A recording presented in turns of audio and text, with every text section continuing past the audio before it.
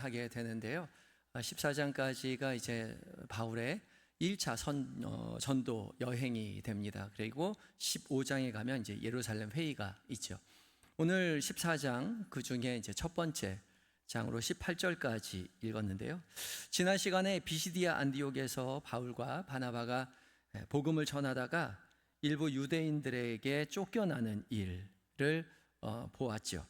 그리고 이제 쫓겨난 바울과 바나바는 이고니온과 루스드라 더베 지역을 돌아다니면서 계속해서 복음을 전하게 됩니다. 이고니온으로 갔다. 이고니온이 어떤 곳인지 지도를 한 장 준비했습니다. 지도를 보면 잘 안 보이시죠?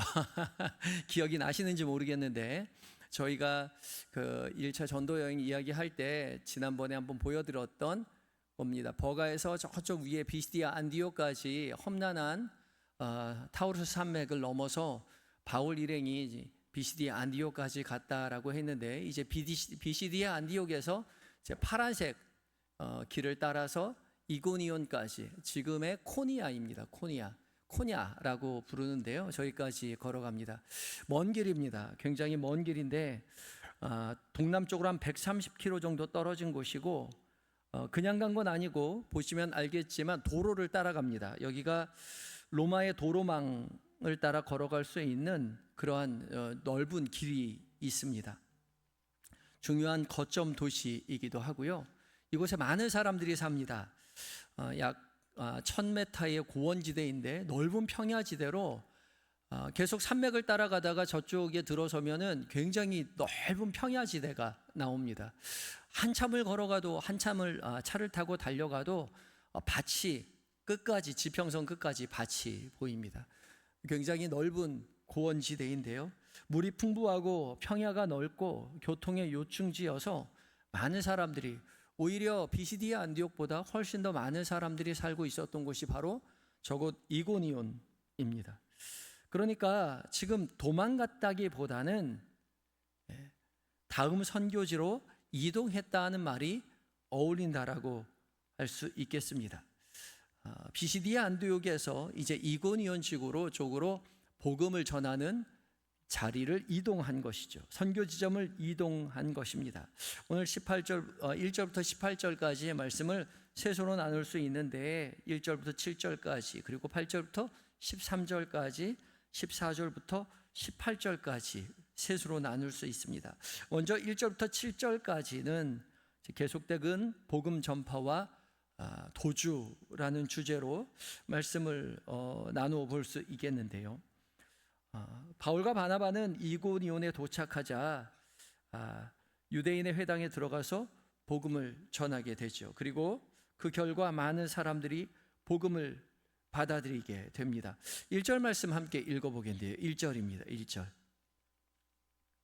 1절 함께 읽어봅니다. 시작. 이에 이고니온에서 두 사도가 함께 유대인의 회당에 들어가 말하니 유대와 헬라의 허다한 무리가 믿더라. 허다한 무리가 믿었습니다. 허다한 무리라는 말 자체가 많다라는 뜻을 가지고 있는데, 그 앞에 폴론이라는, 많은이라는 단어를 또 붙였습니다. 굉장히 많다는 것을 강조하려고 한 것이죠. 많은 사람들이 이곳에서도 복음을 믿게 되었습니다. 그런데 좋은 일만 일어난 것은 아니었습니다. 비시디아 안디옥에서처럼 복음을 받아들이는 사람이 있었던가 하면 반대하는 사람 역시 있었습니다. 2절 말씀인데요. 2절 말씀도 읽어봅니다. 2절이요. 시작. 그러나 순종하지 아니하는 유대인들이 이방인들의 마음을 선동하여 형제들에게 악감을 품게 하거늘. 순종하지 아니하는 유대인들, 순종하지 않았다. 순종하지 아니하는이라고 번역한 아페이데오라는 말은 믿지 않는다, 순종하지 않는다라는 뜻을 함께 가지고 있습니다. 믿지 않는 것과 순종하지 않는 것이 같이 결부되어 있다는 거죠. 반대로 믿는다는 것은 순종한다는 것과 같이 결부되어 있는 그런 단어입니다. 믿음은 옳다라는 사실을 그저 인정하는 것으로 그치는 것이 아니라 순종의 자리까지 나아가는 것이 믿는 것이라는 거죠. 그리고 반대로 불순종은 복음을 있는 그대로 사실로 받아들이지 않고 거절할 뿐만 아니라 불순종으로 드러나게 된다는 겁니다.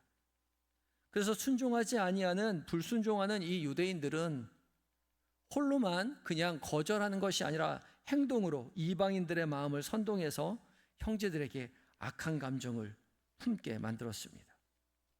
자신들만 거절한 것이 아니라 곁에 있는 이방인들의 마음을 선동해서 악한 감정을 품게 만들었다는 거죠. 그러니까 우리는 어떤 사람이 곁에 있는지도 중요한 겁니다. 악한 감정을 가지고 불순종의 마음을 가지고 있는 사람들은 그 불순종의 마음을 혼자만 가지고 있는 것이 아니라 곁에 있는 사람들을 동조해서 같이 불순종하게 만드는 거죠. 또 반대로 순종하는 사람, 믿음의 사람들은 혼자서만 예수 믿고 혼자서만 순종하는 것이 아니라 곁에 있는 사람들에게 그 복음의 기쁜 소식을 자연스럽게 전하고 함께 순종의 길로 걸어갈 수 있도록 그렇게 기쁘게 복음을 증거하게 되죠. 그렇기 때문에 우리가 믿음의 삶을 살아갈 때에, 신앙생활할 때에 누구를 곁에 두는 자가 굉장히 중요합니다.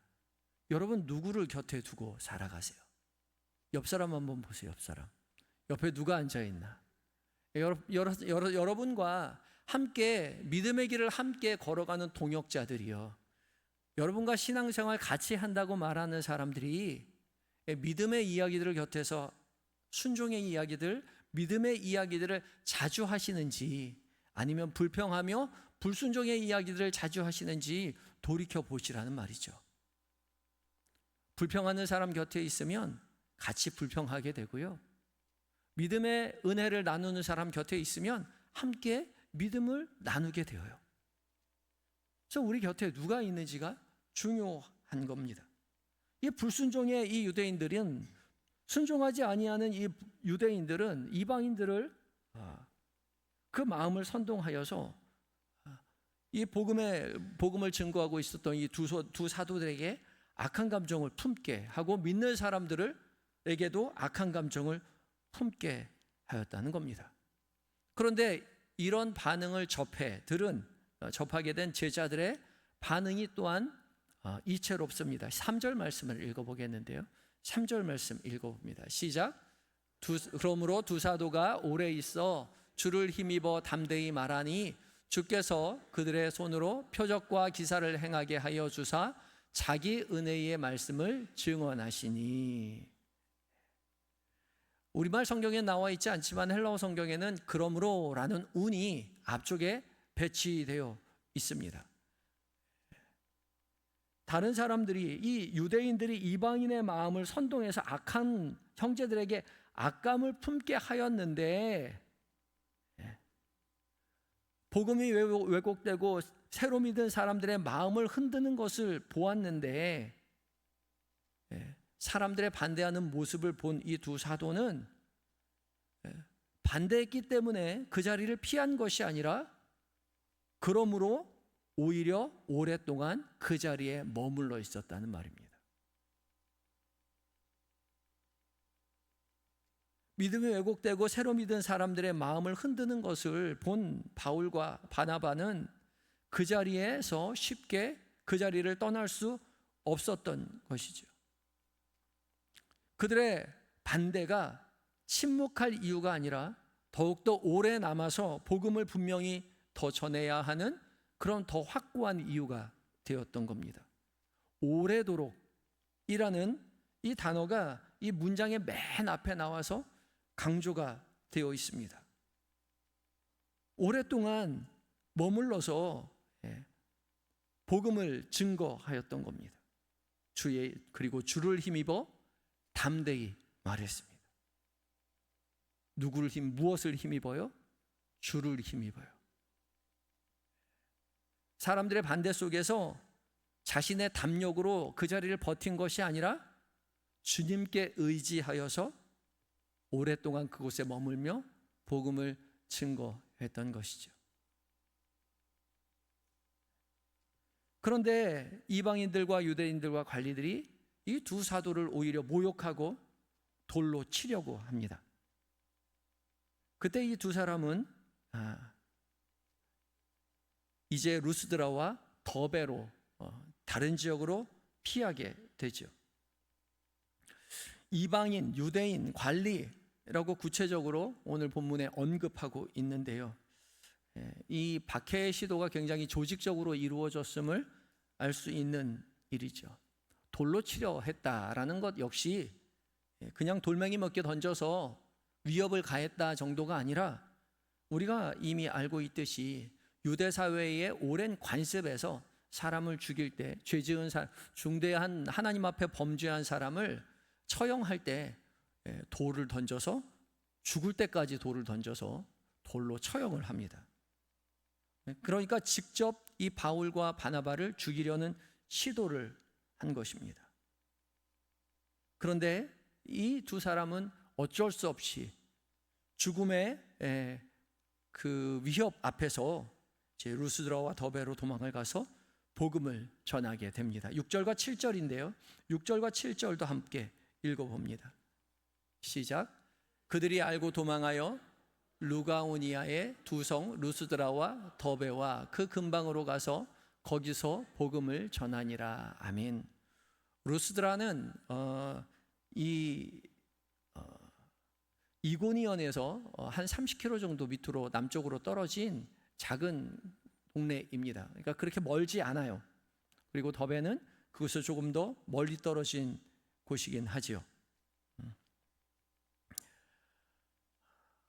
거기서 피해서 루스드라와 더베로 도망가서 그곳에서도 여전히 복음을 전합니다.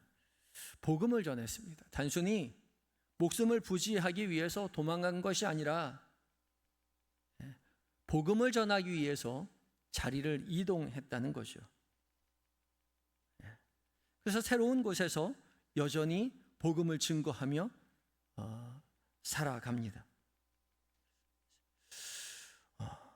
우리 묵상 말씀도 함께 읽어보겠는데요. 묵상 말씀 첫 번째 구절 묵상 말씀 함께 읽어봅니다. 시작. 지금 내가 피하고 싶은 자리는 어디입니까? 주님은 지금 그곳을 떠나라 하십니까? 아니면 조금 더 머물라 하십니까? 우리가 믿음의 길 걸어갈 때에 견디기 어려운 힘든 상황이 찾아올 때가 있죠.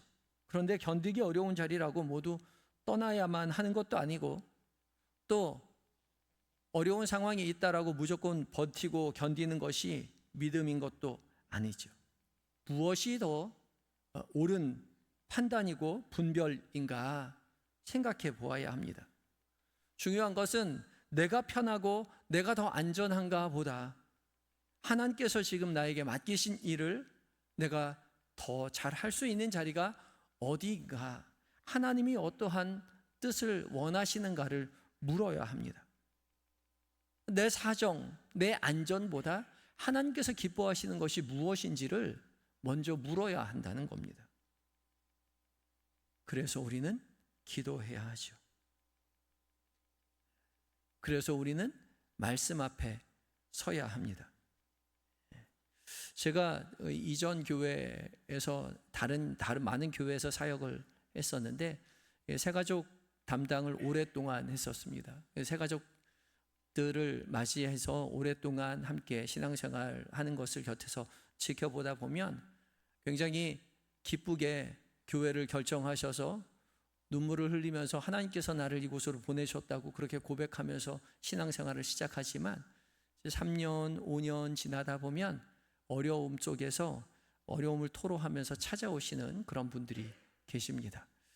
근데 그냥 새 신자가 아니라 다른 교회에서 어려움 속에서 있었던 집사님, 권사님들 그런 분들도 왕왕 찾아오셔서 저에게 말씀을 나눠주세요. 이 교회도 아닌 것 같아요. 근데 제가 이 교회를 떠나면 또 어디로 갈 수 있을까요? 전 어떻게 해야 할까요? 그렇게 말씀하시거든요. 왜 그렇게 말씀하실까요?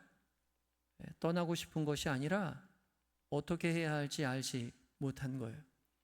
남고 싶은데 어떻게 해야 할지 알지 못하는 거죠. 저는 그때 말씀드립니다. 권사님, 하나님께서 권사님을 이곳으로 보내신 분도 하나님께서 권사님을 이곳으로 보내셨는데 그것을 믿고 신뢰한다면 기도해 보세요. 하나님 뭐라고 말씀하시는지 기도해 보세요. 무엇이 하나님께서 기뻐하시는 일인지 당장의 내 안위, 나의 평안이 아니라 기도해보고 결정해야죠. 당장의 나의 안위가 아니라 하나님께서 내게 맡기신 일이, 하나님께서 기뻐하시는 일이 무엇인가를 물어보고, 어려운 일이 있을지라도 주께서 기뻐하시는 일이라면 더욱더 그 자리 오랫동안 머무를 수 있는 용기가 있어야 하며, 그 용기는 나의 결단이나 나의 굳은 의지가 아니라 주님을 의지하여, 바울처럼 바나바처럼 주님께 의지하여 그 자리 머물러 있는 것입니다. 그때 비로소 하나님께서 나에게 이 길을 계속 걷게 하시는구나, 여전히 그 고통 속에서도 여전히 주께서 나와 함께 하셨구나 믿음으로 고백해야 하겠지요. 피하고 싶은 자리, 머물러야 하는 자리, 어떠한 자리인지 기도함으로 결정하고 나아가야 할 것입니다. 두 번째, 이제 8절부터 13절까지의 말씀은 나면서부터 걷지 못한 자를 고치는 그러한 사건이 기록되어 있습니다. 이고니온에서 두 사람이 전도할 때에 사람들의 박해를 받게 되었지만, 이제 루스드라에서는 완전히 다른 대우를, 전혀 다른 대우를 받게 됩니다. 사람들의 박해를 받는 것이 아니라 오히려 사람들의 추앙을 받게 되죠. 박해다 받는 것도 위험하지만 추앙을 받는 것도 위험합니다. 복음의 일꾼들에게 많은 사람들이 추앙해 주는 것도 위험할 수 있어요. 우리 9절 말씀 함께 읽어보겠는데요. 9절 말씀입니다. 시작. 바울이 말하는 것을 듣거늘 바울이 주목하여 구원받을 만한 믿음이 그에게 있는 것을 보고. 제가 요 앞에 부분들을 같이 나누질 않았군요. 우리 두 번째 그 단락에 앞에 도입 문장이 한 문장이 있는데 제가 읽어봅니다. 바울이 루스드라에서 만난 나면서부터 걷지 못한 사람을 고치는 기적을 행하자 이를 본 사람들은 바울 일행을 신의 현원으로 오해하고 제사를 드리려 했습니다. 바울이 루스드라로 넘어갔을 때에 그곳에서 나면서부터 걷지 못하는 사람을 보게 되죠. 그리고 그곳에서 기적을 행합니다. 그리고 9절을 읽었는데요. 바울은 그 사람에게, 나면서부터 걷지 못했던 그 사람에게 구원을 받을 만한 믿음이 있음을 알게 되었다, 보게 되었다라고 말을 합니다. 이 사람은 한 번도 걸어본 적이 없는 사람입니다. 가능성이 전혀 없어요. 그런데 이 사람은 걸을 수 없었지만 들을 수 있었습니다. 바울이 전하는 말씀을 듣고 있었죠. 그리고 바울은 이 사람에게서 구원을 받을 만한 믿음이 있다는 것을 보게 됩니다. 그리고 큰 소리로 이 사람에게 명합니다. 10절을 읽어봅니다. 10절이요. 시작. 큰 소리로 이르되 내 발로 바로 10절 말씀이 안 나오나요? 아멘. 큰 소리로 이르되 내 발로 바로 일어서라 하니 그 사람이 일어나 걷는지라. 제가 안 드렸는지 알고 깜짝 놀랐어요. 발로 바로 일어서라라고 외치자 그가 걷지요. 헬라어 본문에는 뛰어올라 걷기 시작했다라고 표현하고 있거든요. 아주 생생하게 표현되어 있습니다. 하나님의 구원은 인간의 불가능을 넘어선다는 것을 우리에게 보여줍니다. 그런데 중요한 것은 이 기적을 보는 사람들의 반응입니다. 이 사람들이 어떻게 반응하냐면 11절 말씀 읽어봅니다. 11절이요. 시작. 무리가 바울이 한 일을 보고 루가오니아 방언으로 소리질러 이르되 신들이 사람의 형상으로 우리 가운데 내려오셨다 하여. 아멘. 신들이 우리 가운데 내려왔다 그랬어요. 신들이 사람의 형상으로 우리 가운데 내려왔다. 그리고 사람들은 한바탕 소동을 벌입니다. 이어지는 12절과 13절도 읽어봅니다. 시작. 바나바는 제우스라 하고 바울은 그 중에 말하는 자이므로 헤르메스라 하더라. 시외 제우스 신당의 제사장이 소와 화환들을 가지고 대문 앞에 와서 무리와 함께 제사하고자 하니, 사람들이 바울과 바나바를, 바나바는 제우스라고 하고 바울은 헤르메스라고 이야기하면서 시외, 그러니까 시외곽에 있는 제우스 신당의 제사장을 데리고 와서 그 제사장이 소와 꽃 화환을 가지고 와서 바울이 바나바가 있는 그 집 대문 앞에서 무리와 함께 바울과 바나바에게 제사를 드리려고 합니다. 아니 뭐 이렇게까지 할까 싶지만 사람들이 이렇게 대하는 나름대로의 이유를 생각해 볼 수 있습니다. 이들의 이런 반응은 오비디우스의 변신 이야기 8권에 나오는 바우키스와 필레폰 이야기를 통해서 문화적인 이해가 가능합니다. 이 이야기 속에는요, 제우스와 헤르메스가 나그네의 모습을 하고 프리기아라는 지방을 찾아갑니다. 이 프리기아 지방이 이 지금 있는 이 사도들이 복음을 전하고 있는 이 이고니온 지역에서 루스드라 지역에서 가까이 있는 곳이거든요. 이곳의 지방에 제우스와 헤르메스가 나그네의 모습을 하고 찾아갔는데 마을 사람들이 이 나그네의 허름한 모습을 보고 문을 열어주지 않는 거예요. 이야기에 따르면 1000집을 돌아다녔는데 1000집 모두 거절했다고 합니다. 그런데 가난한 노부부였던 바우키스와 필레몬이라는 이 부부가 이 나그네를 집으로 맞아들이죠. 그리고 없는 형편에 최선을 다해서 음식을 대접합니다. 그러다가 이 평범한 이 나그네가 신이라는 사실을 이 두 사람이 깨닫습니다. 그리고 결국 이야기의 끝은 제우스와 헤르메스가 자신을 거절한 이 지역을 홍수로 다 심판을 하고 바우키스와 필레몬만을 구원을 한다는 내용입니다. 이 초라한 집을 신전으로 만들고 두 사람을 신전지기로 섬기게 만든다. 그래서 신전을 섬기게 한다는 내용이 바로 이 오비디우스의 변신 이야기에 나옵니다. 서사시이죠. 당시 이야기들을 구전으로 전해오던 이야기들을 글로 써 내려간 것입니다. 이 이야기는 신들이 어떠한 모습으로, 인간의 모습으로 사람들을 찾아올 수 있다는, 그리고 인간의 모습을 가지고 찾아온 신들을 어떻게 대접하느냐에 따라서 심판을 받을 수도 있고 복을 받을 수 있다는 당시의 사람들의 종교적인 상상력을 보여줍니다.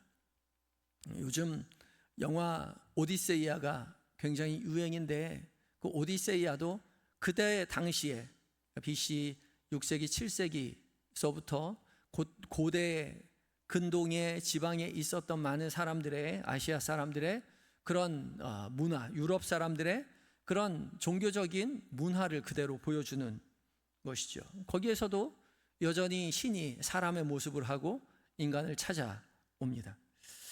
그래서 이 루스드라 사람들은 눈앞에 일어난 이 일이 하나님의 일이 아니라 자신들이 이미 알고 있었던 제우스나 헤르메스와 같은 그런 신화 속의 그 신들이 자신을 찾아온 것이라고 그렇게 상상했던 겁니다. 사실 그들이 본 것은 하나님의 능력이었는데 그들은 그 하나님의 능력을 보고서도 자신의 신화 안에서 잘못 해석하고 말았던 거죠. 그래서 우리는 기억해야 합니다. 하나님의 기적을 체험했다고 해서 언제나 그 기적을 체험한 것이 바른 믿음으로 이끌어주는 것은 아니라는 사실을 우리는 기억해야 합니다. 사람은 언제나 자신의 욕망, 자신 내면의 상처, 자신이 살고 있는 곳의 문화, 또 자신의 선입견을 통해서 자신이 대하고 있는, 경험하고 있는 그것을 이해하고 해석하죠. 하나님이 베풀어 주신 기적이라고 할지라도 말입니다. 그래서 경험이 말씀을 해석하게 해서는 안 된다는 겁니다. 선입견으로 하나님의 기적을 해석해서는 안 된다는 거예요.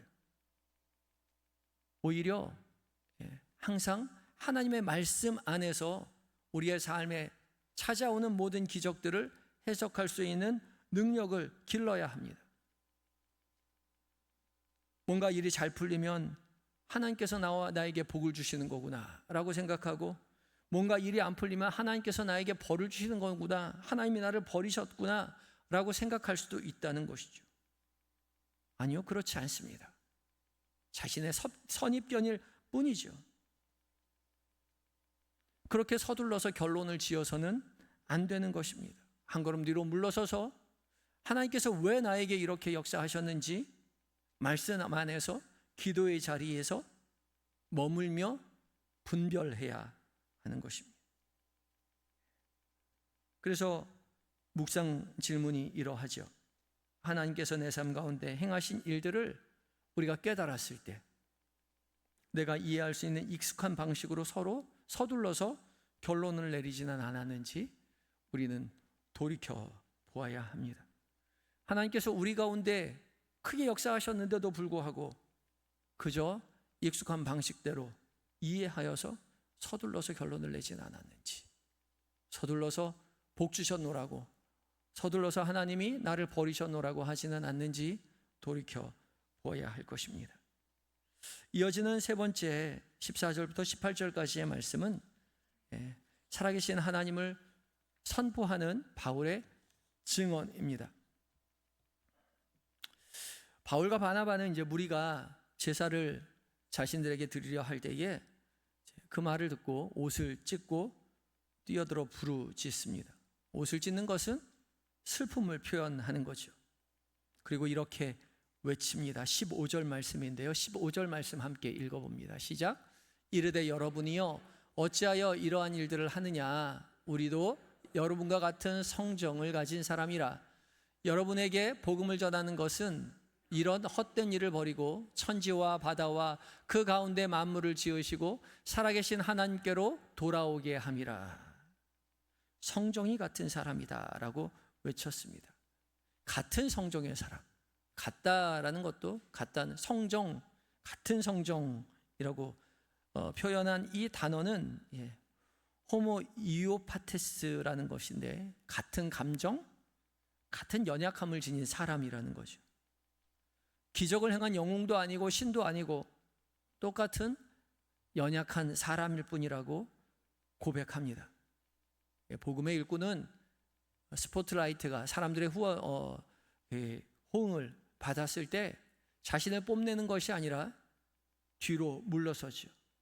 그리고 하나님 앞에 그 영광을 돌려드립니다. 계속해서 바울은 복음을 전하는 것이 천지와 바다와 그 가운데 만물을 지으시고 살아계신 하나님께로 돌아오게 하려 함이라. 헛된 일을 버리고 이 모든 것을 헛된 일을 버리고 살아계신 하나님께로 돌아오게 하기 위해서 복음을 증거하고 있다라고 말합니다. 이 헛된 일이요, 바로 제우스와 헤르메스를 섬기는 일을 헛된 일이라고 부릅니다. 헛된이라는 뜻은 비어있고 효력이 없다는 뜻입니다. 기대한 목적을 결코 이룰 수 없다는 뜻이죠. 우상은 눈에 보이고 많은 것을 약속해 주는 것 같지만 결코 바라는 것을 줄 수 없습니다. 인간에게 생명과 구원을 가져다 줄 수 없죠. 그런데 이 헛된 것은 제우스와 헤르메스만을 섬기는 것을 의미하지는 않습니다. 우리가 하나님 외에 섬기며 살아가는 많은 헛된 것들 역시 우리가 버려야 할 것입니다. 무엇을 여러분들은 섬기며 살아갑니까? 돈, 성공, 건강, 자녀, 사람들의 인정, 사람들 앞에서 영향력, 하나님보다 이 모든 것들을 의지하며 살아가면서 이것이 있으면 난 안전할 것이라고 생각하지만 아니요, 그 모든 것은 헛된 일입니다. 우상이 될 수밖에 없습니다. 잠시는 우리를 만족하게 해주고 우리를 잠시는 채워줄 수 있을 것 같지만 결국 우리를 파멸의 길로 이끌어갑니다. 우리의 마음을, 우리의 영혼을 가득 채울 수 없습니다. 영원한 만족을 줄 수 없다는 것이죠. 그래서 복음 전도는 사람들을 살아계신 하나님께로 되돌아오게 하는 것입니다. 길에서 방향을 바꾸어 하나님께로 돌아가는 것입니다. 하나님 외에 섬겼던, 의지하였던 모든 것에서 하나님께로 되돌아가는 것입니다. 저 회심은 그냥 하나님 앞에 못했다고 눈물을 흘리는 것, 종교적인 요소 하나를 더하는 것이 아니라 인생에 그간 의지했던, 섬겼던 세상을 내려놓고 오직 하나님만 의지하고 하나님만 섬기고 하나님만 사랑하며 살아가는 것, 하나님 앞에 돌아가는 것입니다. 우리 계속해서 17절 말씀도 함께 읽어봅니다. 시작. 그러나 자기를 증언하지 아니하는 것이 아니니 곧 여러분에게 하늘로부터 비를 내리시며 결실기를 주시는 선한 일을 하사 음식과 기쁨으로 여러분의 마음에 만족하게 하셨느니라 하고, 하나님께서 돌아오게 하기 위해서 하나님께서 증언하신다라고 말합니다. 이 전까지의 조상들에게는 유기하셨으나 하나님께서 당신들에게는 자신을 증언하고 있다는 거죠. 그 증언의 내용은 하늘로부터 비가 내리고 결실을 이루시고 선한 일을 하사 음식과 기쁨을 여러분에게 주어 여러분의 마음을 만족하게 하신다는 겁니다. 햇빛과 비, 계절의 변화, 식탁의 음식, 마음의 기쁨, 이 모든 것들이 자기 노력의 결실이 아니라, 아니 우상이 가져다주는 축복이 아니라 오직 천지 만물을 창조하시고 다스리시는 하나님의 은혜라는 겁니다. 하나님의 선물이에요. 이것을 일반 계시, 일반 은총이라고 합니다. 우리가 살아가는 모든 일상의 삶 가운데 역사하시는 하나님의 자신을 드러내시는 드러내심. 근데 사람들은 하나님이 자신을 증언하시고 드러내시는데도 불구하고 하나님이 누구인지 알지 못합니다. 하나님의 은혜, 하나님의 선물을 받아 누리며 마음의 풍족함을 얻으면서도 이것이 어디로부터 왔는지 깨닫지 못하는 겁니다. 그래서 우리에게 전도가 필요합니다. 우리가 살아가는 일상의 삶에서 먹고 마시고 입고 누리는 모든 것들이 하나님의 돌보심이요 하나님의 은혜라는 사실을 믿지 않는 사람들에게 전해 주어야 합니다. 그것이 전도예요. 우리가 누리는 모든 좋은 것의 근원이 누구인지를 알려주고 창조주 하나님께로 되돌아오게 하는 것, 그것이 바로 복음을 전하는 것입니다. 이 일을 위하여 바울이, 바나바가, 그리고 우리가 부름받았다는 거죠. 그런데 우리가 그 복음 안에서 살아가지 못한다는 데에 아픔이 있습니다. 복음을 전해 들었지만 우리가 받아 입고 누리는 모든 것들이 하나님의 것임을 고백하지 못하고 있죠. 오히려 세상 사람들처럼 헛된 것을 채우며 살아가려고 할 때가 많이 있습니다. 그래서 마지막 묵상 말씀 이렇게 되어 있습니다. 마지막 묵상 말씀 함께 읽어볼까요? 시작. 내 삶에서 열심히 채우고 있지만 실은 텅 비어 있는 것이 무엇입니까? 오늘 당장 방향을 돌이켜야 할 걸음이 있다면 무엇입니까? 열심히 채우며 인생을 살아가고 있는데 돌이켜보니 이것이 나의 영혼을 만족시켜 줄 만한 것이 아니었음을 고백할 만한 것이 무엇이 있을까? 우린 돌이켜보아야 합니다. 영성은 많은 것을 꽉꽉 채운 데 있지 아니하고 우리의 마음 가운데 우리의 마음이 어느 방향을 향하고 있는지 하나님 앞에서 우리를 끊임없이 살피는 데 있습니다. 주님만으로도 우리는 충분히 만족할 수 있습니다. 주님만으로도 충분히 우리는 기뻐할 수 있습니다 라고 고백할 때에 주께서 주시는 우리의 삶의 모든 자리가 주께서 주신 것이라는 믿음의 고백을 진실되게 할 수 있을 것이죠. 그 일을 위해서 믿음의 길을 걸어가셨으면 좋겠습니다. 겉으로는 신앙생활 열심히 한다고 하면서도 실제로는 세상 사람들의 인정과 세상 사람들과 똑같은 성취와 세상 사람들과 똑같은 것들을 만족을 위해서 내어 달리면서 신앙생활을 한다라고 말하기보다 한 걸음 뒤로 물러서서 하나님께서 우리에게 주시는 모든 삶의 자리가 하나님으로부터 왔음을 믿음으로 고백하고 하나님이 주시는 기쁨과 그 평안 속에서 감사하며 하나님께로 향하여 방향을 돌리고 살아가시는 저와 여러분이 되셔야 할 것입니다. 오늘의 결론 말씀도 함께 읽어보겠는데요. 오늘의 결론 말씀 함께 읽어봅니다. 시작. 박해와 위협 속에서도 바울과 바나바는 떠날 자리와 머물 자리를 분별하며 담대히 복음을 전했습니다. 루스드라 사람들은 하나님의 일을 목격하고도 그것을 자신들의 익숙한 틀 안에서 서둘러 밀어 넣어 버렸습니다.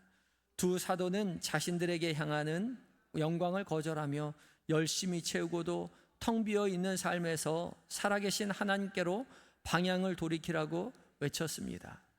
우리도 오늘 내가 머물러야 할 자리와 돌이켜야 할 방향을 함께 여쭈어 봅시다. 한 걸음 더 뒤로 물러서서 말씀 앞에, 기도 앞에 나아가 주님께 나아가시는 저와 여러분 되셨으면 좋겠습니다. 함께 기도하실 때에 오늘 말씀을 함께 묵상하며 여러분 각자에게 다가오신 하나님의 말씀에 귀를 기울이고 솔직한 마음으로 응답하는 다짐의 기도를 드리도록 합니다. 함께 기도하겠습니다.